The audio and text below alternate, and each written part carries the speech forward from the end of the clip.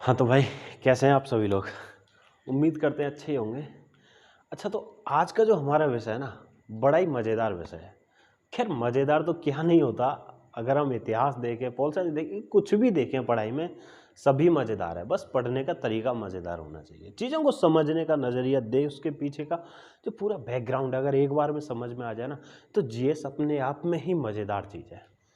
आज का हमारा विषय है भारत शासन अधिनियम 1858।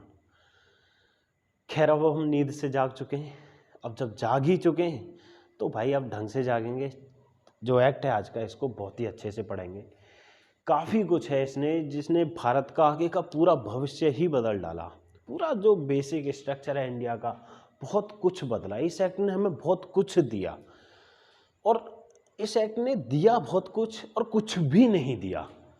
कुछ इस प्रकार का एक्ट है, अपने आप में कुछ अजीबो गरीब भी कह सकते हैं। एक परिवर्तन बड़े स्तर पर करने का इसने ये भी कहा कि भाई, इसने ऐसा कहते हैं कि इसने एक्ट ने दिखावा बहुत बड़े स्तर पर किया, लेकिन जमीनी स्तर पर कुछ इतना बड़ा मिला नहीं। लेकिन फिर भी सारी की सारी इस एक्ट में क्या क्या प्रावधान थे, इस एक्ट के पीछे की भूमिका और इस एक्ट की कुछ विशेषताएं, सारी चीज़ों को देखेंगे। उससे पहले हमेशा की तरह जो अपना हमारा तरीका होता है, प्रारूप होता है, इस एक्ट की भूमिका क्या रही, क्या वजह थी जो इस एक्ट को लाना पड़ा। अब तक के जितने एक्ट रहे उनमें एक तो 1833 का चार्टर एक्ट, उसकी भूमिका अपने आप में कुछ अलग थी। और उस सबसे बढ़कर जो भूमिका है, जो बैकग्राउंड है एक्ट को लाने के पीछे की वजह, वो है 1858 के जो भारत शासन अधिनियम है, इसकी जो भूमिका है वो सबसे अलग है। क्योंकि सबसे पहला कारण इसके पीछे, भाई पहला तो अब इसमें वो 20 साल वाली जो व्यवस्था थी वो ख़त्म कर दी थी। 1853 में ही कंपनी को कोई स्थायी टाइम पीरियड नहीं दिया था। तो अब कंपनी ये नहीं कह सकती थी कि भाई हमको दोबारा से वो रिन्यू करो। तो इसका पहला रीज़न क्या था, इस एक्ट को लाने का वजह थी 1857 की भारत स्वतंत्रता।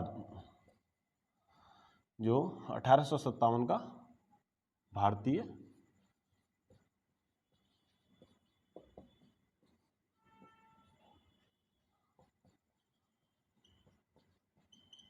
जो भारतीय स्वतंत्रता विद्रोह था 1857 का, वो था।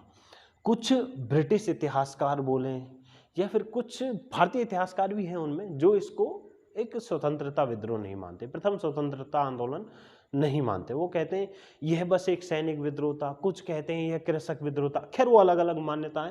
जब हम 1857 का ये भारत स्वतंत्रता आंदोलन पढ़ेंगे तब इन सारी चीज़ों को देखेंगे। उसमें सारे व्यूअर्स, जो सारे फिलोसोफर्स और विद्वान, क्या क्या विषय हैं उनके, क्या क्या मत हैं, इन सारी चीज़ों को देखेंगे। लेकिन उससे पहले अभी हम फिर वापस आते हैं अपने भारत शासन अधिनियम 1858 पर। क्या था, क्या वजह थी 1857 का भारत स्वतंत्रता विद्रोह या आंदोलन, ये क्या कहता है, ये इसके पीछे की वजह क्यों बना। अच्छा, इस एक्ट ने ना नींद उड़ा दी ब्रिटिश, जो ये आंदोलन था इसने नींद उड़ा दी ब्रिटिश शासन की। अब उसके अंदर कुछ कि यार ये कंपनी क्या संभाल सकती है, उनको कंपनी पर पहले से ही, कंपनी को हटाने के लिए पहले से ही लगभग लगभग वो सारी की सारी नींव तैयार कर चुके थे। लेकिन जो करंट रीजन बना, जो फिलहाल का विषय बना कंपनी को हटाने का, वो था 1857 का भारत स्वतंत्रता आंदोलन। दीर्घकालिक विषय इससे अलग काफ़ी है, उनको भी देखेंगे। लेकिन 1857 के भारत स्वतंत्रता आंदोलन ने एक ब्रिटिश जो गवर्नमेंट है उसको मौका दे दिया, और इस मौके को उन्होंने भुनाने में कोई कसर नहीं छोड़ी। भाई तैयार बैठे थे, आओ बेटे मारेंगे, दबा के मारेंगे, पकड़ लिया और कंपनी को ख़त्म कर दिया। ये तो थी फिलहाल करंट की जो विषय है, जो कारण बना, जो करंट का कारण है जिसने ईस्ट इंडिया कंपनी के शासन को ख़त्म किया भारत से। दीर्घकालिक विषय क्या रहे, ब्रिटेन में ना कुछ एक प्रजाति बोले या फिर कुछ सुधारवादी लोग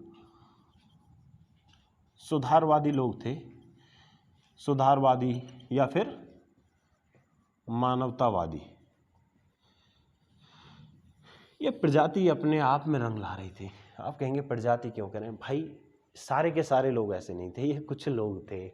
और जो ईस्ट इंडिया कंपनी के डायरेक्टर्स थे ना, इन पर कटाक्ष करते थे, कहते थे इनकी कोई वैल्यू नहीं है। लेकिन इन्होंने अपनी आवाज़ को उठाना शुरू किया और कहा ईस्ट इंडिया कंपनी का शासन करना भारत पर किसी भी लिहाज से उचित नहीं है। एक छोटी कंपनी भारत पर, इतने बड़े देश पर, इतनी बड़ी प्रजा पर कैसे एक व्यापारिक कंपनी कैसे चला सकती है? वो अपना लाभ देखेगी या फिर उस राज्य की अपनी व्यवस्था देखेगी? तीसरा कारण था, जो इसका तीसरा कारण बना, वो था कंपनी का भ्रष्टाचार। कंपनी का भ्रष्टाचार चरम सीमा पर था। कमाल की बात है, कंपनी का इतना विरोध भारत में नहीं हुआ जितना विरोध हुआ इंग्लैंड में, और उसका रीजन था कंपनी में व्याप्त भ्रष्टाचार। इससे ना तो इंग्लैंड की जनता को लाभ हो रहा था, इंग्लैंड की आर्थिक कंडीशन भी इससे कोई बढ़िया नहीं बन पा रही थी, और दूसरा कंपनी के जब व्यापारिक एकाधिकार मिला हुआ था कंपनी को, तो उससे कंपनी के ही नुमाइंदे बस अमीर होते जा रहे थे और किसी को कोई फायदा नहीं हो रहा था। इंग्लैंड के जो अन्य व्यापारी लोग थे उनको काफ़ी ज़्यादा दबाया हुआ था कंपनी के द्वारा, तो इसका भ्रष्टाचार होना स्वाभाविक था, इसका जो विरोध होना स्वाभाविक था, और वो हुआ भी। और वहाँ के लोगों ने जब आवाज़ उठाई, कंपनी को ख़त्म करने की मांग की, या फिर कंपनी का शासन भारत से ख़त्म करने की मांग की, वो भी एक वजह बना कंपनी का शासन भारत से समाप्त करने के लिए। भारत से भी कुछ मांग हुई थी। 1833 में भारत में एक हस्ताक्षर अभियान चलाया था कि भाई कंपनी का शासन हमारे यहाँ से समाप्त करो, और हमारे यहाँ पे अगर आपको शासन ही करना है तो ब्रिटिश पार्लियामेंट के थ्रू करो, ताकि हमको भी कुछ अधिकार वगैरह मिले। और ऐसे में ही इंग्लैंड में दो, कीथ और ब्राइट, ये हुए। कीथ महोदय ने कहा कि अब जो सारा का सारा 1857 के विद्रोह का जो उत्तरदायित्व है वो डाल दिया गया कंपनी पर। इन्होंने कहा उत्तरदायित्व,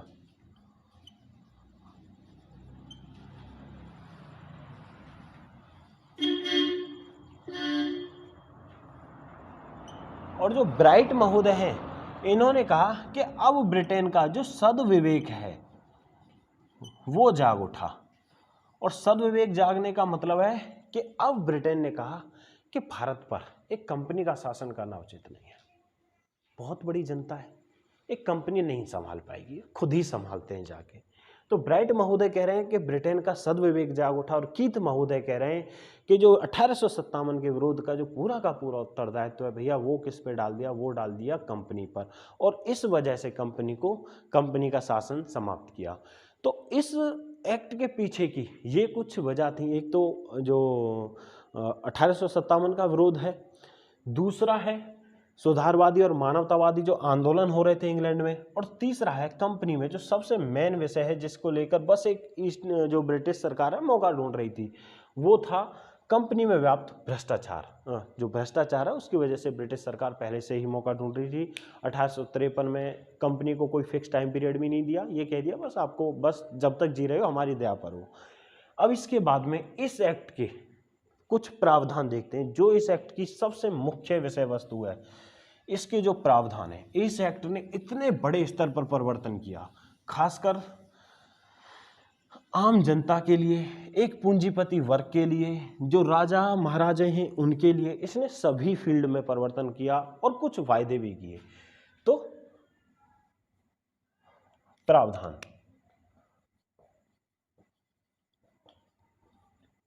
पहला तो ईस्ट इंडिया जो कंपनी का शासन है, सबसे मुख्य जो वो है, ईस्ट इंडिया कंपनी का शासन भारत से समाप्त किया।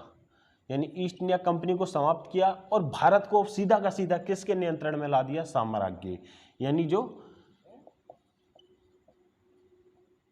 ब्रिटिश महारानी, या फिर बोले तो हम क्राउन। यानी अब जो भारत का शासन है वो कहां से चलेगा भैया? वो चलेगा क्राउन से। ब्रिटिश महारानी के नाम पर भारत को सीधे के सीधे अपना उपनिवेश किसने मान लिया? ब्रिटेन ने। अच्छा, इसके पीछे भी, इस एक्ट को लाने के पीछे भी एक कहानी है। इंग्लैंड में उस टाइम पर इंग्लैंड के जो प्रधानमंत्री थे वो थे लॉर्ड पामरस्टन। ध्यान रखना इनका नाम। लॉर्ड पामरस्टन एक बिल लेकर आए जो ईस्ट इंडिया कंपनी से जो शासन है उसको भारत में ब्रिटेन की सरकार को जो पावर्स हैं वो ट्रांसफर करने के लिए। लेकिन उस बिल के पास होने से पहले ही जो लॉर्ड पामरस्टन है इनको इस्तीफा देना पड़ा किन्हीं और वजहों से। इसके बाद में जो ये बिल आया, इस बिल को कौन लेकर आए? तो इस बिल को लेकर आए हेनरी स्टैनली। जो हेनरी स्टैनली थे वो इस बिल को लेकर आए, और इस बिल का नाम क्या था? इस बिल का नाम था the act for the better government in India. ये ध्यान रखना, आप क्यों लिखवाने में मेहनत करते हो। The act for the better government in India Henry Stanley लेकर आए थे। ये बिल पास हो गया, और उसके बाद में जो भारत स्वतंत्रता, ये भारत शासन अधिनियम 1858 है, ये लागू हो गया। अब इसके कुछ प्रावधान। अच्छा, ब्रिटिश महारानी के नाम पर हमारा जो क्या है भैया, शासन चलाया जाएगा।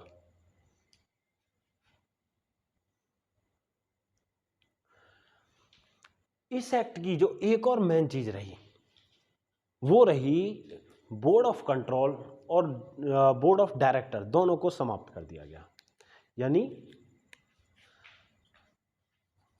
Board of control plus board of directors, इन दोनों को कर दिया गया भैया समाप्त। बोले अब बेटा तुम्हारा काम खत्म।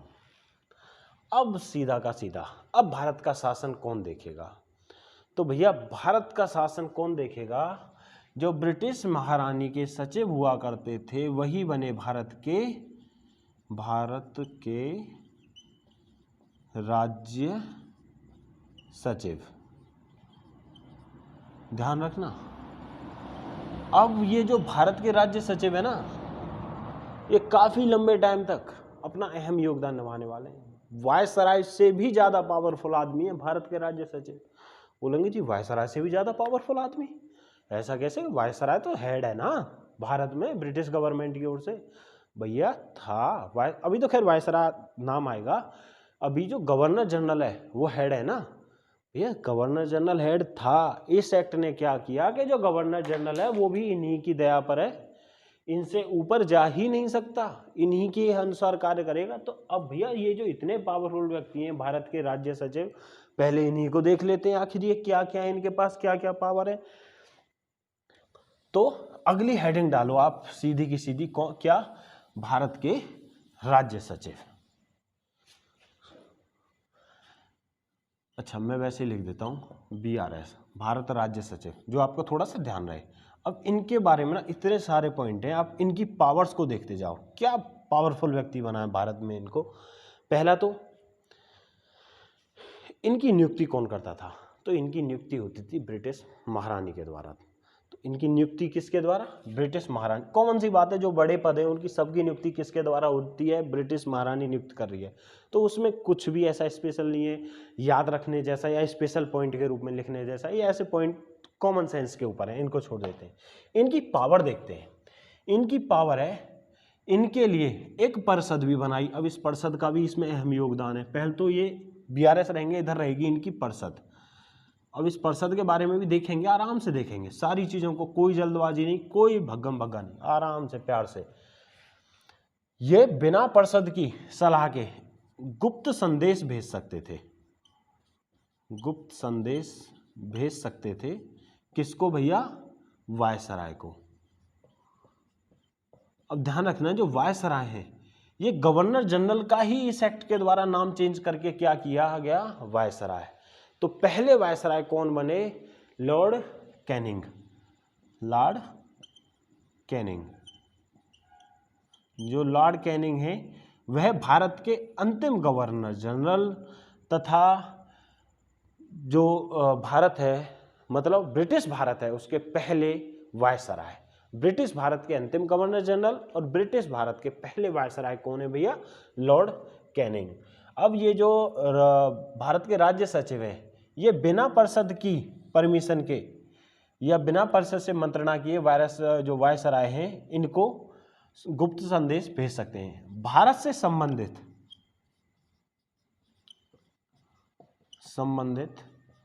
सारे कार्य देखेंगे, ये सभी कार्य। इनकी देखरेख कौन करेगा? तो भैया इनकी देखरेख कौन करेगा? जो भारत राज्य सचिव हैं वो। क्या पावरफुल व्यक्ति है। भारत में जितने भी कार्य होने वाले हैं, कि कोई भी कार्य किसी भी प्रकार का हो, वो सब अब किसके अंडर में आने वाले हैं? वो सीधे के सीधे भैया वो आने वाले हैं भारत राज्य सचिव के अंडर में। और पहले भारत राज्य सचिव किसको बनाया गया? चार्ल्स वुड को। तो चार्ल्स वुड थे वो पहले भारत राज्य सचिव बने और गजब की पावर उनको दी गई।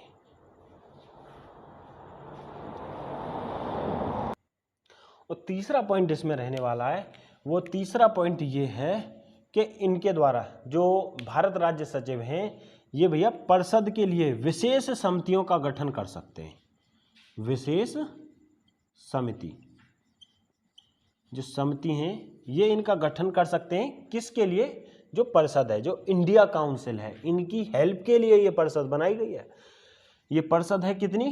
15 मेंबर बॉडी है, इनकी हेल्प के लिए इसको बाद में देखेंगे। अभी चौथा पॉइंट इसमें जो सिविल परीक्षा है इनका आयोजन करेंगे। सिविल सेवा परीक्षा, सेवा परीक्षा इसका भी कौन आयोजन करेगा? तो भैया इसका भी आयोजन कौन करेगा? इसका करेंगे भारत राज्य सचिव।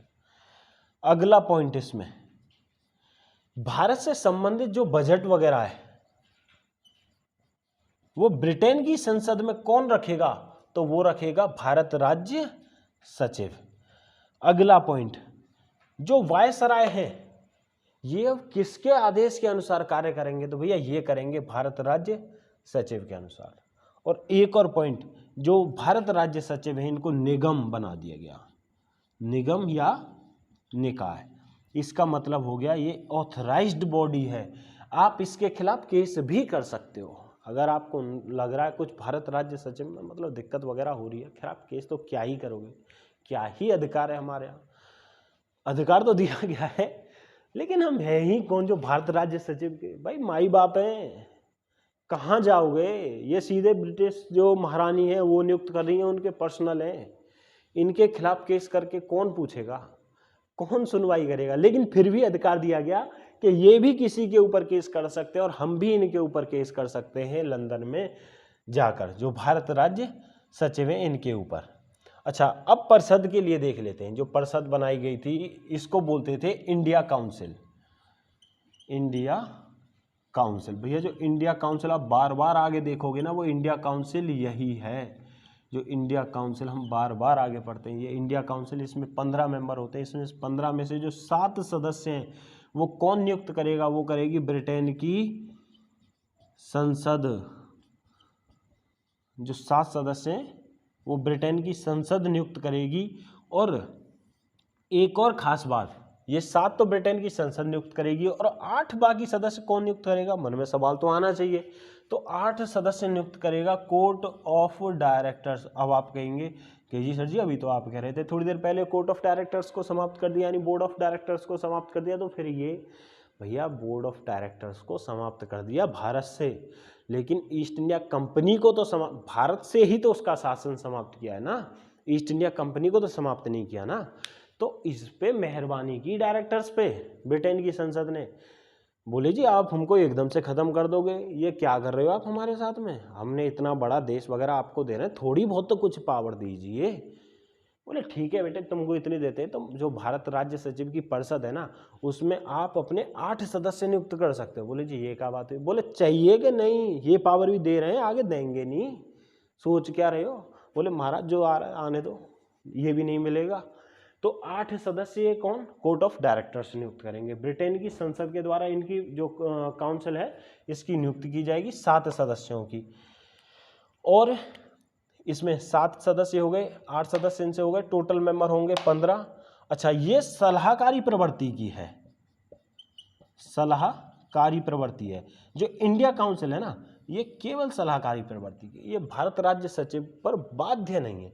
हालांकि इसके 2 डिसीजन भारत राज्य सचिव पर बाध्य हैं। अब वो 2 डिसीजन कौन कौन से, ये चीज़ समझनी अपने आप में बड़ी मनोरंजक है। भैया 2 डिसीजन हैं, एक तो सिविल सेवा परीक्षा है, जो सिविल सेवा परीक्षा है, सिविल सेवा एग्जाम है, एक तो ये, और दूसरा है इकोनॉमी। अगर इनसे इन 2 विषयों से संबंधित ये काउंसिल कोई भारत राज्य सचिव को सलाह देती है तो वो उन पर बाध्यकारी है। बाकी जितने भी सारे विषय हैं ना सब सलाहकारी हैं, वो चाहे तो माने चाहे तो ना माने। लेकिन ये दो विषय, एक तो सिविल सेवा परीक्षा और दूसरा अर्थव्यवस्था, ये दो विषय हैं इन पर बाध्यकारी। अच्छा, इंडिया काउंसिल हो गई हमारी, भारत राज्य सचिव हो गए। अच्छा, भारत राज्य सचिव में एक पॉइंट और है कि भैया इनके वेतन कहाँ से होंगे, तो भैया इनके जो वेतन है ना वो भारतीय कोष पर है, भारत है, ये भारतीय जो कोष है उससे दिए जाएंगे। और ये बड़े भारी भरकम वेतन हुआ करते थे, जो होम टैक्स जो बोलते हैं ना, दादा भाई नौरोजी ने जिसके लिए एक किताब लिखी, an un British rule in India, वो भैया इसी पर थी, जिसमें होम टैक्स का जिक्र किया गया है। वो भैया गृह कर यही थे जो इनकी सैलरी वगैरह के लिए दिए जाती, ये सारी की सारी चीज़ें उसमें ऐड थी। इसके बाद में अब हम देखेंगे वायसराय को। भाई वायसराय भी तो बनाया गया ना, आखिर वायसराय को क्या पावर दी इस एक्ट के द्वारा, कमज़ोर बनाया या पावरफुल? अब ये तो हम समझ ही चुके हैं कि भैया कमज़ोर बनाया गया, पावरफुल तो नहीं बनाया। तो दादा अब आप कहेंगे जी कमज़ोर बनाया, तो फिर भी कितना कमज़ोर बनाया, किस लेवल तक का कमज़ोर बनाया, कितने पॉइंट डाउन कर दिए? तो ठीक है, देखते हैं इनको। तो वायसराय को ना काफ़ी हद तक कमज़ोर बना दिया गया। अब कमज़ोर कैसे कैसे बनाया? पहला तो यह किसकी आज्ञा पर कार्य करेंगे, तो ये आज्ञा पर कार्य करेंगे किसकी? भारत राज्य सचिव की। जो भारत राज्य सचिव हैं जो इनको आज्ञा देंगे उसी के अनुसार वायसराय काम करेंगे, उनसे ऊपर काम कर ही नहीं सकते। दूसरा, अब इनके जो वायसराय हैं पूरे के पूरे जो भारत राज्य सचिव है उनकी बन गए कठपुतली। लेकिन भारत ये वायसराय, पहले वायसराय कौन है? लॉर्ड, अभी जैसे बताया आपको थोड़ी देर पहले बताया था, कैनिंग साहब। इन्होंने ही 1857 के जो स्वतंत्रता आंदोलन था उसको दबाया और उसी का ब्रिटिश गवर्नमेंट ने दे दिया इनको उपहार कि दादा आपने इतना बढ़िया काम किया तो आपको कुछ ना कुछ तो मिलना चाहिए ना, चलिए आपको हम भारत का वायसराय बना देते हैं। अब इनको भारत का वायसराय बना दिया तो इन्होंने 1 नवंबर 1858 को इलाहाबाद में एक उद्घोषणा पड़ी, जो ब्रिटेन की महारानी थी उसकी उद्घोषणा पड़ी, कहाँ पर? इलाहाबाद में। ये ध्यान रखना आप। अब इसमें कुछ ना बड़ी महत्वपूर्ण बातें की गई थी, अब उनको फॉलो किया जाए नहीं किया जाए वो अलग बात हो गई, लेकिन वो बातें ना अपने आप में बहुत ही ज़्यादा महत्वपूर्ण थी। वो बातें क्या क्या थी उनको आप सुन लीजिए और उसी हिसाब से आप पॉइंट करके उनको नोट कर लीजिए।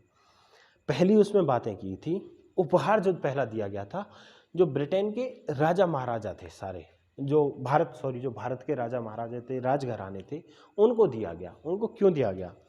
भारत के स्वतंत्रता संग्राम में ना उन लोगों ने अपना जो स्टैंड है वो भारतीय लोगों के साथ में नहीं रखा। ज़्यादातर जो राजघराने थे वो या तो निष्पक्ष रहे, या तो उन्होंने कहीं भी किसी तरफ कुछ नहीं वो लिया, या फिर उन्होंने ब्रिटिश जो ईस्ट इंडिया कंपनी है उसका सहयोग किया।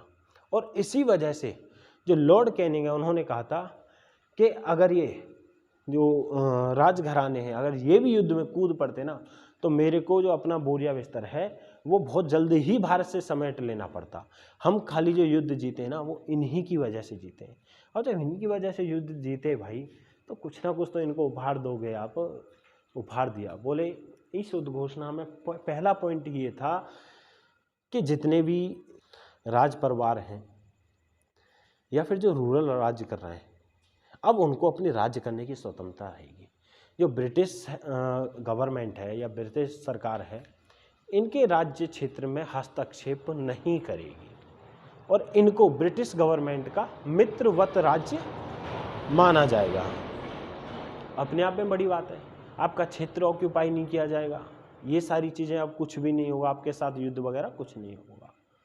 तो ये पहला पॉइंट तो ये था। दूसरा पॉइंट इसमें जो बड़ा इंपॉर्टेंट है वो कहा कि अब भारत की प्रजा के साथ में जाति, रंग इत्यादि के आधार पर कोई भेदभाव नहीं किया जाएगा किसी भी पद वगैरह के लिए। हालांकि वो अलग बात है कि कभी कोई हाईएस्ट पद मिला ही नहीं, लेकिन कहा गया एक, वो तो बड़ी बात है। तीसरा पॉइंट कि सिविल सेवा परीक्षाओं में सभी भारतीयों को समान माना जाएगा, अवसर की समानता रहेगी पूरी। और चौथा पॉइंट था ना वो बड़ा कि भाई जो भारतीय प्रजा है अब वो ब्रिटिश जो महारानी है उसकी प्रजा मानी जाएगी। अच्छा, इसमें अब कुछ जो छोटे छोटे पॉइंट हैं इस एक्ट के वो देख लीजिए आप। जो 1784 का पिट्स इंडिया एक्ट था ना, उसने भारत में द्वैध शासन की स्थापना की, क्योंकि board of director board of control की स्थापना की, द्वैध शासन स्थापना कर दिया। इस एक्ट ने इन दोनों को समाप्त किया, तो साथ साथ ही भारत में जो द्वैध शासन था भैया वो भी समाप्त कर दिया। जो द्वैध शासन है उसको भी समाप्त कर दिया। साथ ही साथ इस एक्ट को जो भारतीय शिक्षित वर्ग था, अब उसने अपने अधिकारों का मैग्ना कार्टा कहा। ध्यान रखना, जो शिक्षित वर्ग है वो इस एक्ट को क्या कह रहा है कि यह हमारे अधिकारों के लिए मैग्ना कार्टा है, क्योंकि शिक्षित वर्ग भी 1857 के स्वतंत्रता आंदोलन में या तो उसने ब्रिटिश ईस्ट इंडिया कंपनी का सहयोग किया या फिर वो निष्पक्ष बने रहे, तो उसको भी उपहार दिया ब्रिटिश गवर्नमेंट की ओर से। सिविल सेवा परीक्षाओं में पूरा कोई भेदभाव नहीं, आप आइए, पूरा सहयोग मिलेगा। लंदन आने की स्वतंत्रता वगैरह सारी चीज़ें रही, तो शिक्षित वर्ग तो खुश था ही, वो तो पहले से ही अधिकार मांग रहा था। उसने कहा कि ये जो एक्ट है यह है भारत शासन अधिनियम 1858, यह है भारतीय जो हमारे अधिकार हैं उनको लिए एक मैग्ना कार्टा का कार्य करेगा। तो दोस्तों इस वीडियो में इतना ही। इसके बाद में जो नेक्स्ट वीडियो है उसमें काफ़ी कुछ ऐसे हैं जो आज की हमारी जो व्यवस्था ना 1861 का जो भारत शासन अधिनियम है उसने उसकी नींव डाली आज की व्यवस्था की, और उसमें ऐसे कई पॉइंट हैं वो हम देखेंगे अगली वीडियो में। तो नमस्कार दोस्तों, धन्यवाद।